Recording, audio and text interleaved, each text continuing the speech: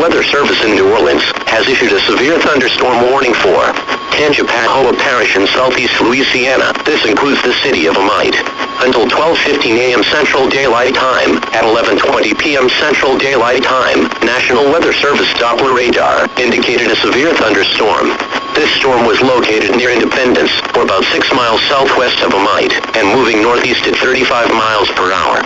The severe thunderstorm will be near Amite and Roseland by 11:30 p.m. Central Daylight Time, Wilmer by 11:45 p.m. Central Daylight Time. Doppler radar has indicated some weak rotation within this storm.